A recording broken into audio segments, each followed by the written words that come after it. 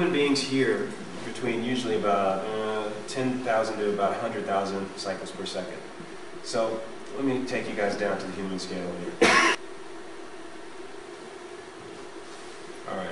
So can everybody see these? Say for example, waveforms. Say for example, internal waves, surface waves, all these kinds of things. These are oceanic currents.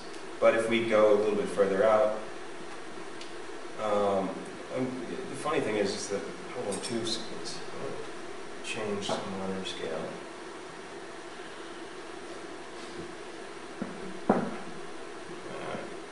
It's not gonna do it.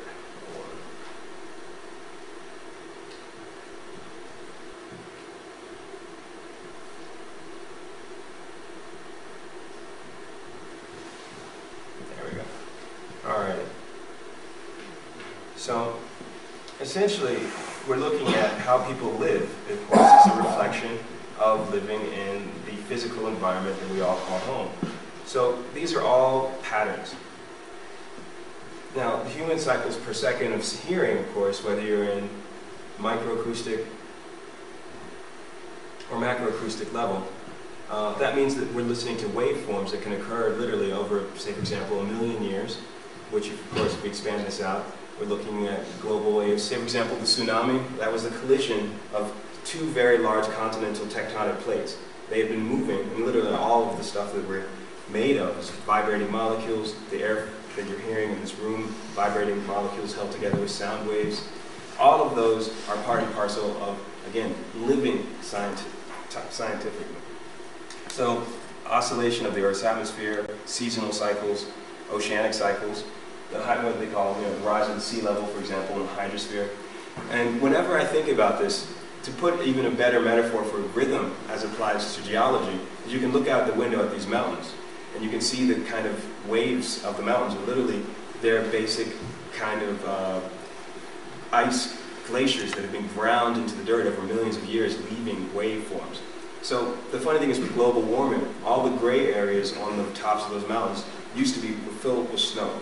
The snow's been pulling back over the last 30 years or so, but it's been leaving an ebb like water. You know, you can kind of see, but you have to look up and you'll see those waveforms. But the funny thing is that's the equivalent of other kinds of waveforms, of course, sound. Say, for example, if you're in an airplane, you look out and you see the clouds rippling away.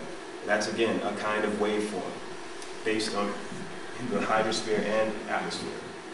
So, again, macro and micro. So the acoustic wave spectrum is how human beings communicate with one another, verbally, sonically, you name it. What I'm trying to figure out here with my work over the last 2 years or so is what happens when you're looking at how science and mythology interact and how these determine different kinds of grammar. So what I'm thinking about right now is the idea of media vocabulary, and that, for that matter, media literacy. So hip-hop, of course, is one of the first mediums to really think about deconstruction as applied to the mediums around them, you know, improvisationally. So what happens when you hear Grandmaster Flash cut up a record? For that matter, what happens when you hear the other example I'm just about to play, and I will show you this just as a quick clip.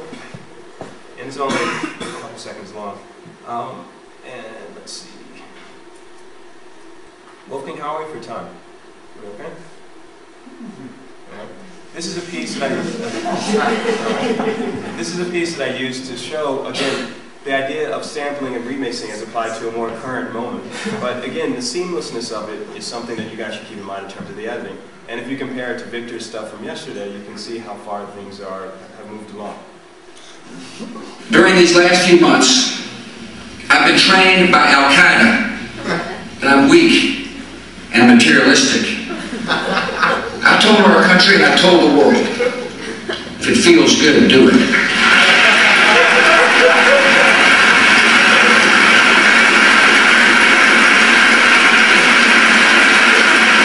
I hope you'll join me in expressing fear and selfishness. We will embrace tyranny and death as a cause and a creed.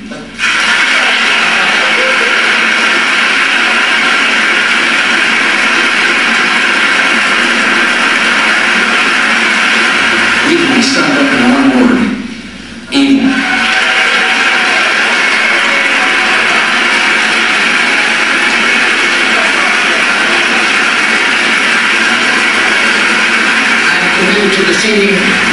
the good work of charities, but the values that will bring lasting peace.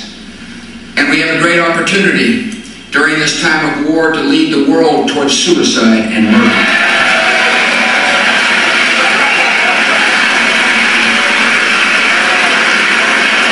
Let's roll.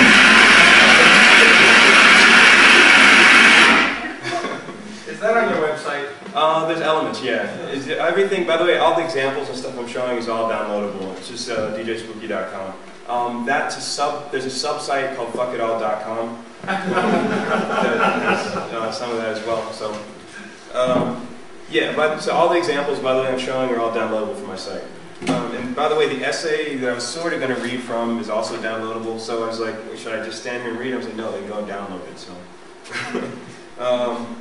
I could be like, well, to put it in some perspective, a terabyte. Anyway, so the basic idea here is how to think about improvising with database aesthetics, right? It's not necessarily about a formal lockdown of the information, because it's not about being a passive consumer.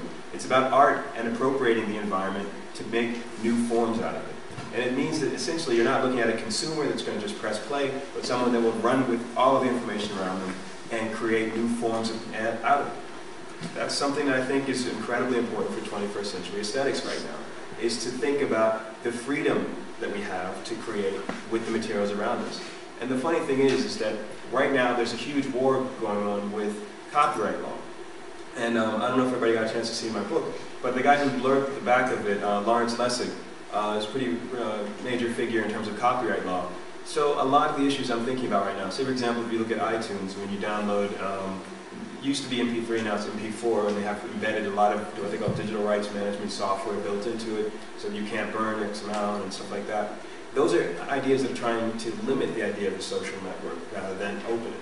So there's a big case in the US, it's about Rockster, which is another inherent of the whole Napster kind of shareware, file sharing and stuff.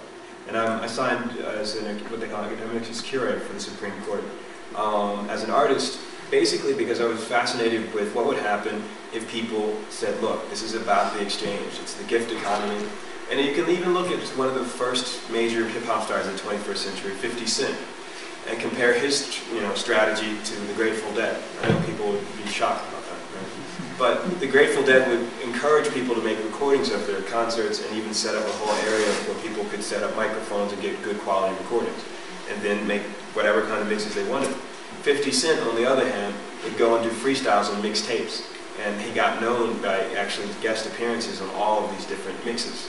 So his voice became one of the most branded voices of the scene, and that got him signed. So by giving away the music, or giving away a film clip, or giving away elements of a track, you're not decreasing the commercial value of it. In fact, you're creating, again, a socially responsive network. So what I want to encourage everybody to do tonight is to think about exchanging amongst one another. In fact, hopefully making your own mixes and remixes and versions. So the idea here of the Bush remix is just to kind of show how seamlessly this can be done at this point.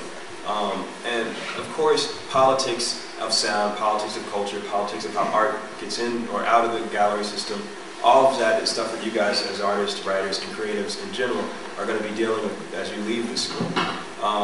So I want people to kind of think about that in relationship to how youth culture has absorbed so much of these other things.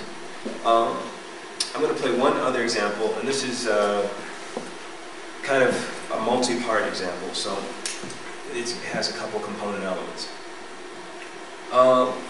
In my discussion during my class, I was getting people to get into this idea of cyborg narratives. The cyborg is a term that was coined by Norbert Weiner, who came up with the term cybernetics as well. And essentially, it comes from a book that was a two-part situation. One was called Cybernetics, and the other was called The Human Use of Human Beings. And these were meant to be control mechanisms. Cybernetics is always about information. So if you look at how information theory has now become the basic environment that we live in, you can look at Norbert Weiner as probably one of the most important philosophers of the 20th century. He was a philosopher of technology.